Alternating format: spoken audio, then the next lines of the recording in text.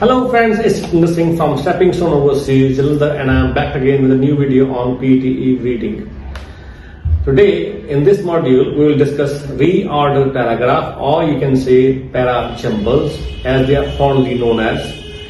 Some students find it difficult to do reorder paragraph, but I can give you a guarantee after watching this video, you will find it very easy, or I can say that it will become easy for you to arrange the lines to make a more meaningful paragraph.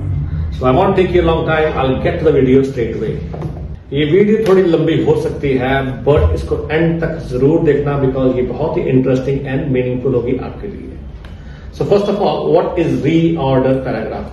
Reorder paragraph are sets of connected statements in random order. ये क्या होता है कि यहाँ पे कोई statements दी होती हैं, वो random order कोई ऊपर नीचे करके दी होती हैं, which when arranged properly, जिनको arrange जब हम लोग कर ले properly, create a meaningful paragraph. तो वो क्या करती हैं, एक meaningful paragraph बनाती है. They aren't any straightforward approaches to solving parajumbles. यहाँ पे straightforward approaches कोई नहीं है, कोई ऐसा टिप एंड ट्रिक्स नहीं है कि आप ये ट्रिक यूज कर लो, वो ट्रिक यूज कर लो और आपका पैराग्राफ बन जाएगा. नहीं, थोड़ा समझने की जरूरत है. अगर आपको एक बार समझ आ गया कि कैसे लाइंस बनानी है, कैसे उनको जोड़ना है, तब आपके लिए बहुत इजी हो जाएगा. There are some myths on parajumbles, or you can say reorder paragraph. पहला, parajumbles are the most difficult question in English section. नहीं, ये डिफिकल्ट नहीं होते, ये मिथ है. एंड आई होप जो मैं टिप्स आपको दूंगा उससे आपके लिए करना बहुत आसान हो जाएगा. And myth number 2, you don't need to be good in vocabulary for parajumbles. आपको वोकैबुलरी में जरूरी नहीं है इस पे करने के लिए. नो, ये गलत है.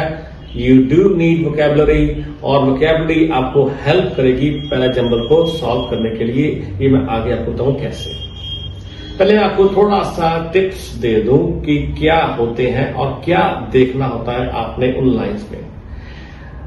Look for the sentence that clearly introduce a person, place, committee और कॉन्सेप्ट इन द पैराजम्बल.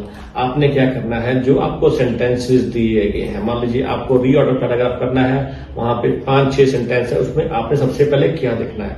आपने है उसमें किसी पर्सन की बात की है, किसी जगह की बात की है, किसी कमेटी की बात की है, किसी कॉन्सेप्ट की बात की है, मतलब कोई कॉन्सेप्ट की बात कर रहे हैं, वो आपने उसमें से फाइंड आउट करना है. That will most likely be the opening sentence, मतलब मोस्ट लाइकली है कि वो ही ओपनिंग सेंटेंस बनेगा, क्योंकि ओपनिंग सेंटेंस अगर आपको मिल गया तो उसके बाद के सेंटेंस मिलने आसान हो जाते हैं. और ओपनिंग किससे ढूंढना है, वो यही है, किसी पर्सन, किसी प्लेस, किसी कमेटी या किसी कॉन्सेप्ट के बारे में आप उस पैराग्राफ में ढूंढिए कि किसके बारे में बात की गई है. जैसे कि यहाँ पे एग्जाम्पल देखिए, यहाँ पे एग्जाम्पल है, फर्स्ट एक लाइन है, he was looking forward to opening up the presence in the solitude of his room. अब ही क्या है, ही प्रोनाउन है, तो मैंने क्या किया, इसको बोल्ड कर दिया.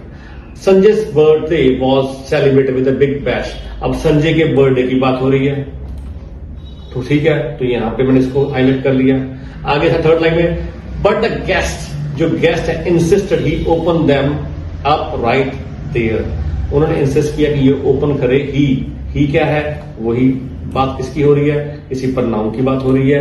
और फोर्थ में क्या है, सेवरल पीपल, तो ये भी हो गया, इसको मैंने हाईलाइट कर लिया.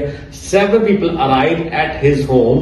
हिज क्या हो गया, वो भी किसी को रिप्रेजेंट कर रहा है, किसी बंदे की बात कर रहा है, तो his home bearing gifts both big and small. तो ये हमारे पास 4 लाइनें हैं. तो हमने क्या करना है, यहां से ओपनिंग लाइन ढूंढनी है. तो यहां पे भी ही, यहां पे भी हिज, यहां पे भी ही. तो ओपनिंग लाइन किसके बारे में बात हो रही है, इन सब में प्रोनाउन जो हो रही है, किसके लिए बारे में बात कर रहे हैं, ये संजय की बात कर रहे हैं. और संजय का क्या है, संजय के बर्थडे की बात कर रहे हैं. तो संजय के बर्थडे के, ये हमारा हो गया opening sentence. Sanjay's birthday was celebrated with a big bash. तो ये क्या हो गया, ये हमारा ओपनिंग सेंटेंस हो गया. आपको मैंने क्या बोला अभी, clearly the first line must be statement 2. क्यों, this is because the whole passage talk about gifts and guest and what happens at birthday.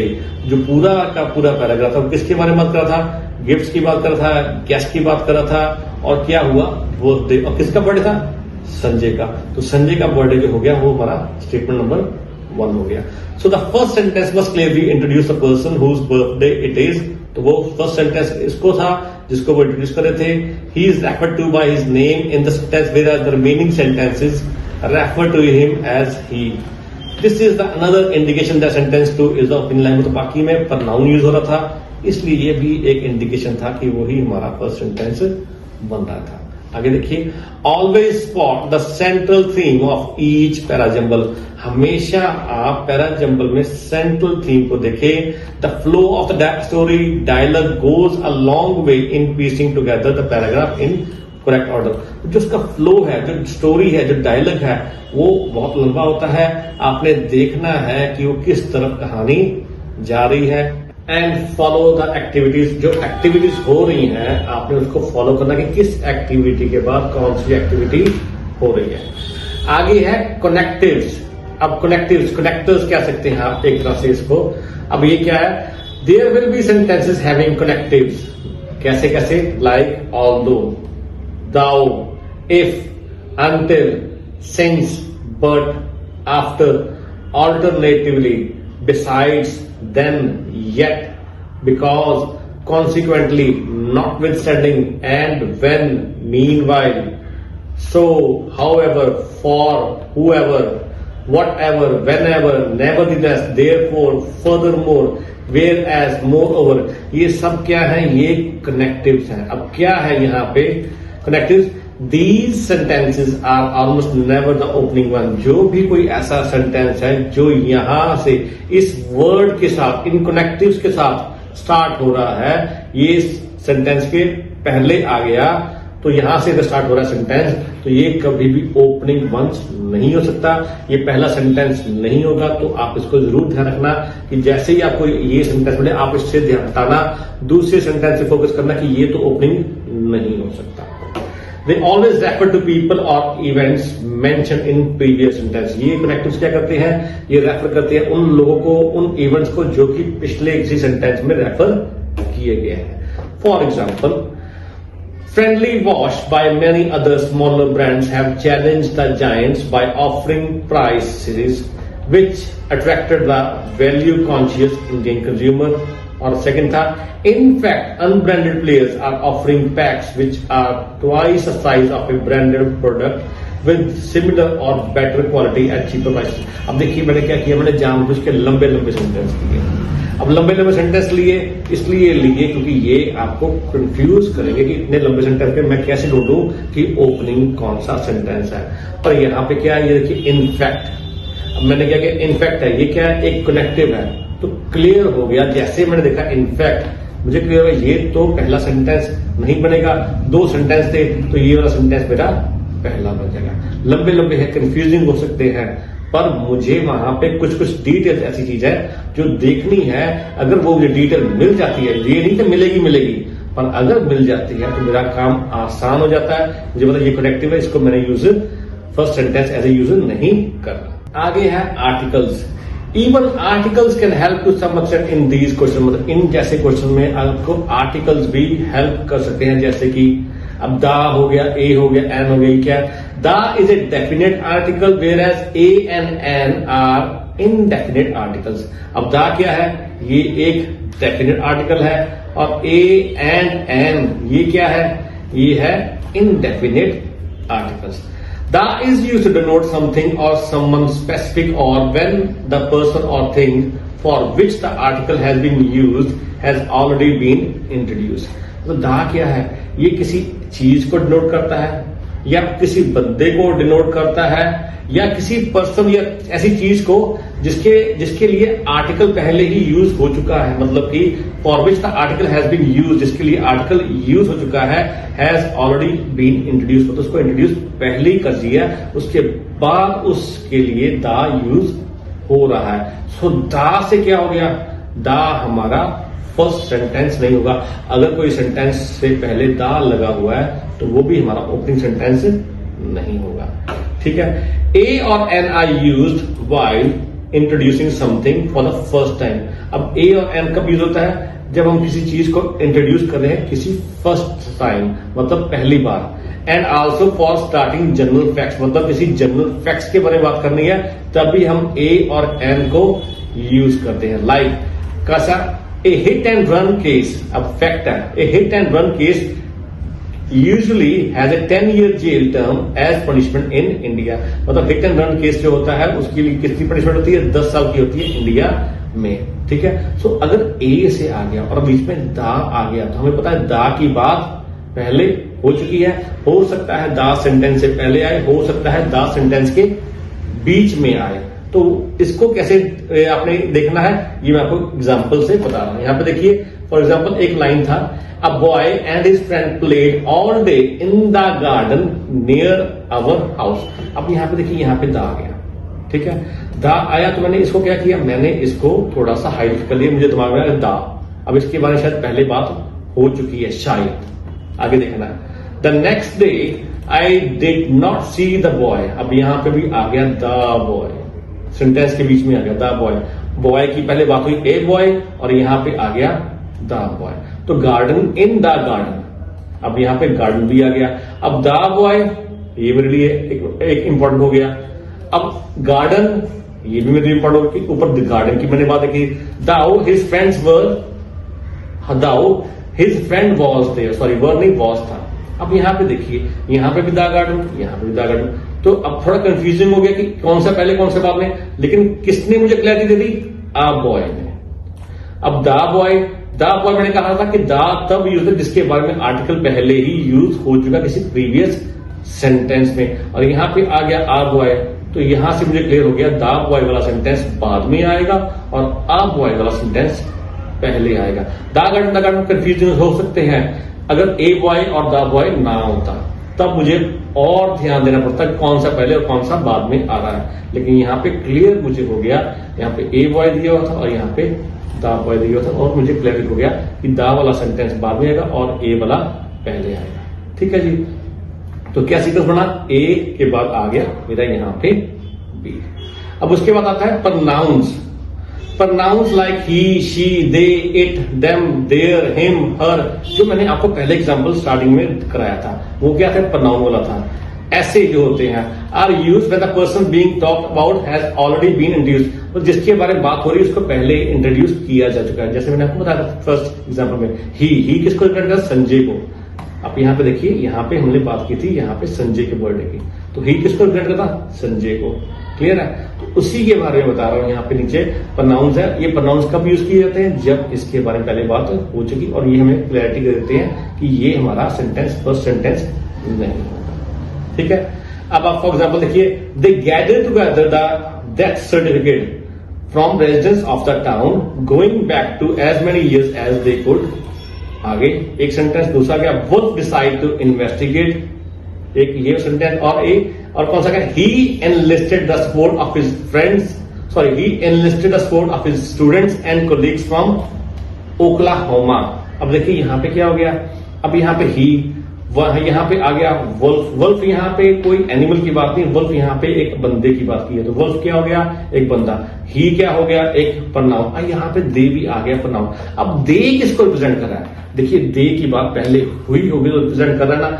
Wolf एक आदमी तो दे बन नहीं सकता, ही भी दे नहीं बन सकता। अब दे की बात कहां हुई है? दे देखिए यहाँ पे स्टूडेंट्स एंड कोलीग्स, जो स्टूडेंट्स एंड कोलीग्स हैं ये क्या बन सकते हैं? इसका इनका प्रोनाउन क्या होता है? दे क्या होता है? दो या दो बंदों से ज्यादा की अगर बात करनी तो प्रोनाउन यूज करते हैं हम लोग दे। अब यहाँ पे देखिए थर्ड सेंटेंस से बात हुई स्टूडेंट्स एंड कोलीग्स, तो यहां से हमें क्लियर हो गया कि जो स्टूडेंट्स एंड कोलीग्स के बाद का जो सीक्वेंस बनेगा 3 के बाद वो बनेगा 1, और ही जो है ही किसको रिप्रेजेंट कर रहा है? वुल्फ को, तो 2 के बाद बनेगा 3। तो हमारा सीक्वेंस क्या बन गया? 2 के बाद 3 और 3 के बाद भला हमारा बन गया यहाँ पे 1। क्लियर है जी? यहां तक आगे चलते हैं। ठीक है, अब यहां पे देखिए हम लोग यहां बात करेंगे, एक और एग्जांपल लेंगे जिसमें हम लोग 2 प्रोनाउन को यूज करेंगे। देखिए यहां पे ये वाला मैं यहां पे आ रहा हूं। यहां पे क्या होगा? 2 प्रोनाउन है और 2 ही मेरे पास सेंटेंस है। अब यहां अगर 2 प्रोनाउन हो, प्रोनाउन से मैंने बोला कि सेंटेंस स्टार्ट नहीं हो सकता, पर यहां पे मुझे सेंटेंस ही 2 मिले ऐसे जिसमें दोनों में ही प्रोनाउन लगा, तो इसमें मैं कैसे ढूंढूंगा फर्स्ट सेंटेंस? अब आप इसको ढूंढने के लिए भी एक बार आपको तरीका बताता हूं। यहां पे देखिए, I am a student preparing for the SBI PO, मतलब मैं एक स्टूडेंट हूं जो प्रिपेयर कर रहा है SBI के PO के लिए। I request you to provide some helpful tips to solve the logical reasoning questions. मैं रिक्वेस्ट करता हूं कि आप मुझे प्रोवाइड करिए कोई ऐसे टिप ताकि मैं इन क्वेश्चंस को रीजनिंग जो इनको रीजन जो होते हैं इनको अच्छी तरीके से सॉल्व किनको सॉल्व द रीजनिंग क्वेश्चंस किस चीज के क्वेश्चंस के बारे में किस चीज के बारे में एसबीआई पीओ। तो यहाँ पे हमें यहाँ पे दा लग गया। अब मैंने आपको बताया कि आपने दा जो एक आर्टिकल है वो पहला सेंटेंस नहीं हो सकता, पर यहाँ पे एक आ गया। यहाँ पे आप कह सकते हो कि वही जो बात मैंने की उसके सिर्फ उल्ट चले गया, अपोजिट चले गए। यहाँ पे अपोजिट चले गया क्योंकि यहाँ पे था एसबीआई पीओ, मैं एसबीआई पीओ की मेन बात कर रहा हूं और यहाँ पे मेरे पास और कुछ है ही नहीं देखने के लिए। द एसबीआई पीओ की पहले बात हो चुकी है, नहीं हुई यहाँ पे बात। तो यहां से here pronouns can be of no help. अब प्रोनाउंस यहाँ पे क्या है, यहाँ पे मेरे पर कोई हेल्प नहीं कर सकते। It is best to think of it this way, only after introducing yourself can you talk about your need और सम हेल्पफुल टिप्स।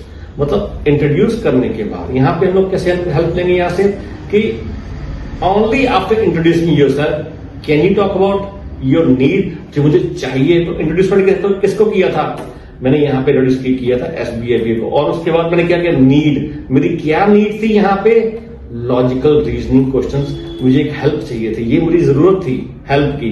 तो क्या हुआ, मुझे कोई बता के किसी चीज को बता के उस चीज के बारे में मुझे हेल्प चाहिए। मान लीजिए मैंने कॉलेज जाना है, तो पहले मैं कॉलेज बताऊंगा और बताऊंगा कि मुझे हेल्प चाहिए कॉलेज के अंदर। ये भी कॉलेज एक मान लीजिए कॉलेज है और कॉलेज के अंदर मुझे एक हेल्प चाहिए। तो पहले मैंने इंट्रोड्यूस किया कॉलेज को, उसके बाद मैंने क्या किया, उसके बाद मैंने बताया कि उसके लिए उस कॉलेज के बारे में मुझे क्या जरूरत है, किस चीज की नीड है, ये उसके बाद में। तो यहाँ पे कुछ ऐसा आ जाएगा, यहाँ पे वो चीज शायद नहीं कहेगी चलेगी जो मैंने पहले बताई, पर आपको सोचना पड़ेगा। ठीक है, आपको मुझे लग रहा है आपको समझ आ रही है, पर लेकिन अगर आप आगे और एग्जाम्पल देखेंगे तो आपको ज्यादा क्लैरिटी हो जाएगी। आगे आ गया adjectives. Adjectives like simpler, better, cleverer etcetera are comparative. ये क्या होते हैं, ये आपस में कंपैरेटिव होते हैं। Hence they always hold a relation to other things. वो हमेशा दूसरी चीजों के साथ कोई ना कोई रिलेशन बनाते हैं। Such adjectives can also be a good help in solving parajumble. और ये एडजेक्टिव्स बहुत ही हेल्प कर सकते हैं हमारे पैराजम्बल्स को सॉल्व करने के लिए। अब आप देखिए कैसे। अब यहाँ better is a higher degree of comparison than good. अगर किसी सेंटेंस में दो सेंटेंस में गुड भी आ गया और बेटर आ गया। अब गुड एक चीज होती है, अब बेटर क्या होता है, कंपैरिजन के लिए यूज होता है। तो हम लोग किसके साथ कंपैरिजन कर रहे हैं, किसी ऐसी चीज के साथ कंपैरिजन करें जिसके बारे में पहले बात हो चुकी। हम किसी चीज को डिफाइन करेंगे पहले, उसके बाद उसको कंपेयर करेंगे। और बेटर कहां यूज होता है, उसको कंपेयर करने के लिए। तो हमें ये भी चीज देखनी पड़ेगी। ठीक है, so it naturally follows in A progression of quality. ये क्या होता है, एक क्वालिटी जो आती है उसको नेचुरली फॉलो करता है। फॉर एग्जाम्पल देखिए, the solution that you had put up was good. जो आपने सोल्यूशन दिया वो बहुत ही अच्छा था। Riya had posted her solution that I found to be better. पर रिया ने जो पोस्ट किया अपना सोल्यूशन वो मुझे बेटर लगा। किससे बेटर लगा, उसके बारे में पहले बात हो चुकी है। सो यहाँ पे क्या हुआ, यहाँ पे क्लियरली हो गया नंबर 1 जो है वो ओपनिंग सेंटेंस हो गया और नंबर 2 जो हो गया वो दूसरा सेंटेंस। क्यों, वो बेटर कंपेयर कर रहा है। किसके साथ कंपेयर कर रहा है, कोई ऐसी चीज के साथ जिसको हमने पहले बात कर दी है। तो हमने पहले किसके बारे में बात की, एक सोल्यूशन की जो आपने रखा है वो गुड था, पर उसका उससे भी बेटर था। तो मैंने उससे भी बेटर, तो मुझे लगा उसकी बात पहले हो चुकी है और उससे कंपेयर करके उससे भी बेटर होगा। तो यहाँ पे ये आपको बता रहा है कि वो पहला और ये दूसरा। क्लियर है। आगे हम लोग एक सेंटेंस करेंगे एक्टिविटीज पे। मैंने आपको पहले एक ऊपर कहा था कि फॉलो द एक्टिविटीज। मैंने आपको शायद अगर याद नहीं है तो मैंने यहाँ पे मैंने बात किया था फॉलो द एक्टिविटीज। अब वो उसी का एग्जाम्पल मैं अब आपको नीचे दे रहा हूं कि कैसे फॉलो द एक्टिविटीज हमने करना है। यहां पे देखिए एक सीक्वेंस ऑफ सेंटेंस है। अब हमने इनको अरेंज करना है। कैसे, देखिए यहाँ पे एग्जाम्पल क्या हुआ, he accumulates some capital and goes into a business venture with his sons। ठीक है, आगे सेंटेंस है in order to increase his salary he works through the night। अब मैंने यहाँ पे रेड किया हुआ जो मेन हाईलाइटेड वर्ड्स थे उसको मैंने पहले ही रेड कर दिया। आगे, they open a shop to create men's garment. They मतलब कोई ऐसे बंदे जिनकी पहले बात हो चुकी है। Later he takes the garments and sells it on New York streets. वो गारमेंट्स को लेके जाता है और सेल करता है न्यूयॉर्क स्ट्रीट्स पे। He takes garments from sweatshop to finish at home with the help of his wife and older children at night. यहाँ पे बात की कि वो गारमेंट्स लेके जाता है स्वेटशॉप से और वो घर जाके अपनी वाइफ के और बच्चों की हेल्प से काम करता है। और एक यहाँ पे आएगा, a Russian tailor artisan come to America, takes the needle trade, works in sweatshop for small salary. अब यहाँ पे बताया कि रशियन आर्टिसन की बात की हुई है। अब आप देखिए यहाँ पे दे, यहाँ पे ही, यहाँ पे भी लेटर ही और यहाँ पे भी ही, ये किसी के बारे में बात करें और वो मेन हमारा ओपनिंग सेंटेंस क्या हो गया, क्लियरली यहाँ पे एफ हो गया, क्योंकि एक रशियन टेलर की बात हो रही है और वो क्या है, उसके बाद उसके प्रोनाउंस आ रहे हैं। तो मुझे यहां से क्लैरिटी होगी कि मेरा पहला जो सेंटेंस था वो रशियन टेलर का। और सब में इन पूरे सेंटेंस में क्या बताया गया है, the struggle of a tailor and his steps to success. तो यहाँ पे स्ट्रगल की बात की है, वो रात को काम कर रहा है, बच्चों की हेल्प कर रहा है, बाद में वो जाके बेच रहा है। तो ये उसकी स्ट्रगल की कहानी है। किसकी स्ट्रगल की कहानी है, एक रशियन टेलर की, उसकी कहानी है और उसको बता रहे हैं। ठीक है, तो यहां से मुझे पता चल गया कि ये रशियन की बात हो रही है।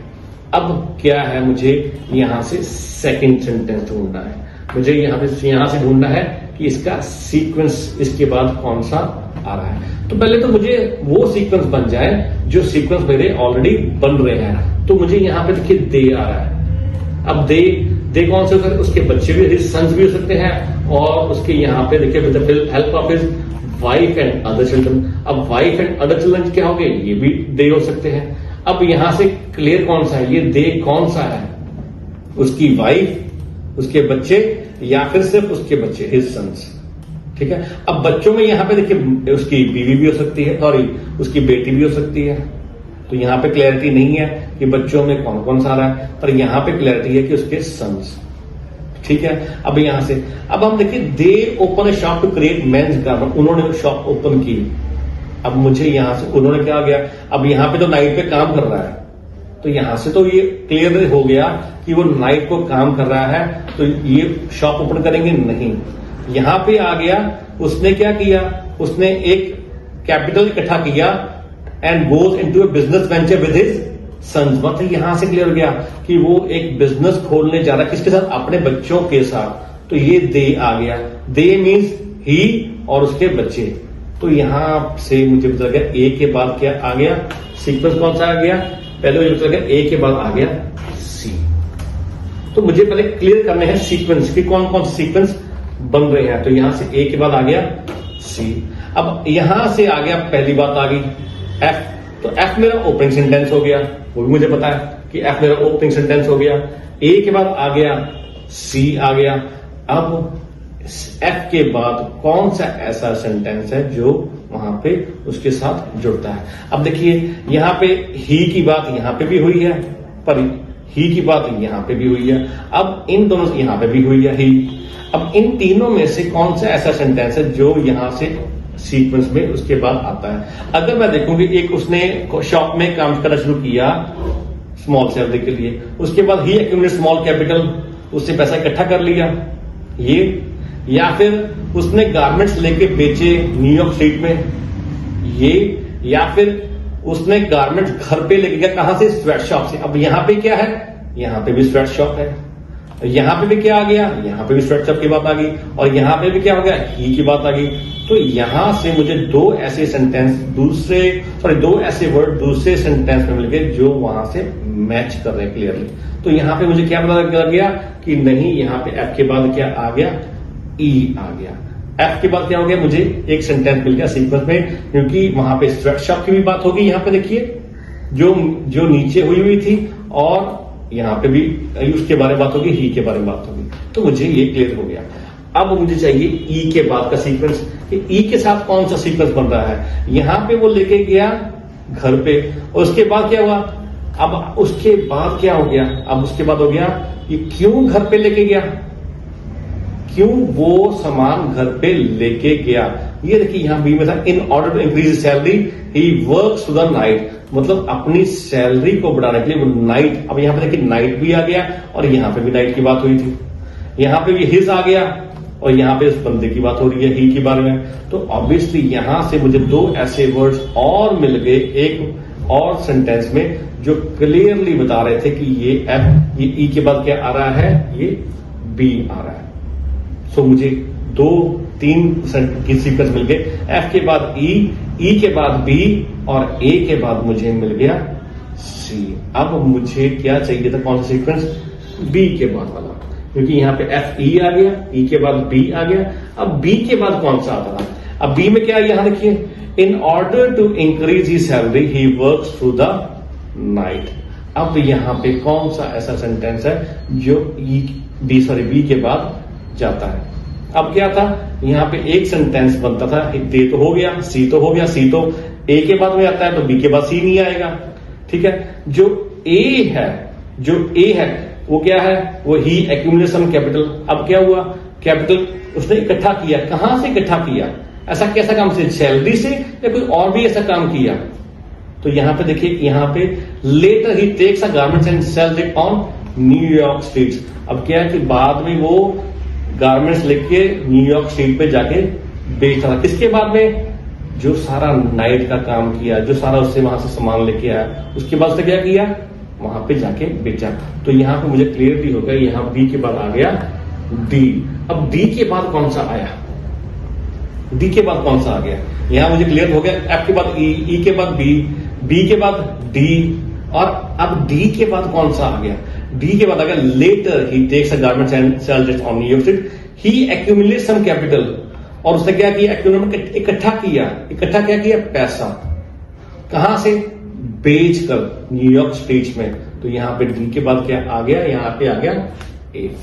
ये मैं आपको ये इसलिए बता रहा हूं ऐसे सीक्वेंस की, हो सकता है आप कोई सीक्वेंस गलत भी बना दो और हो सकता है कि आपके कोई सीक्वेंस ठीक भी हो जाए स्टार्टिंग में प्रैक्टिस के दौरान। तो आपने क्या करना है, सीक्वेंस बना के फिर आपने आगे कहानी लेके जानी है। अब आप देखिए पूरा सेंटेंस कैसे बन गया, यहां पे देखिए, आप देखिए यहां पे पहले क्या बन गया, पहला सेंटेंस था एफ के बाद क्या आया, ई के बाद क्या आया, बी, सॉरी, ई के बाद क्या आया, बी के बाद क्या आया, डी के बाद क्या आया, ए के बाद आया क्या, सी। तो मुझे प्रॉपर मिल गया F then E, F then E then B then D then A then C. तो ये मेरा सीक्वेंस बन गया और मुझे लगा ये ऐसे पैराग्राफ आ रहा है। सो क्या मैं आपको यहां से बताने की कोशिश कर रहा हूं कि आपने क्या करना है, आपने सीक्वेंस दो के पेयर बनाने हैं कि इस लाइन के बाद कौन सी लाइन बन रही है और एंड में जाके आपने पूरा सीक्वेंस बनाना है पैराग्राफ का। इससे क्या होगा, इससे आपको, अगर आपके 3 भी ठीक हो गए सीक्वेंस, मान लीजिए ये 3 ठीक हो गए, ये वाला ठीक हो गए और एक ये वाला ठीक हो गया, बाकी 2 गलत हो गए, तो कोई बात नहीं, 3 तो ठीक है, हमारे 3 नंबर तो आएंगे ना। ये तो नहीं कि पूरे के पूरे गलत बना दें, कुछ भी सीक्वेंस बना के। तो ये यहां से आपको क्लैरिटी हो जाएगी कैसे आपने ये पैराजम्बल्स करने हैं। सो होपफुली आपको आज के वीडियो से पैराजम्बल्स के बारे में इंफॉर्मेशन मिली होगी और मुझे पूरा यकीन है you will find it more easy to do parajumbles और reorder paragraph now. If you like this video, please subscribe my channel and do share this video with your friends, and I'll make new videos and bring it back to you very soon. Bye.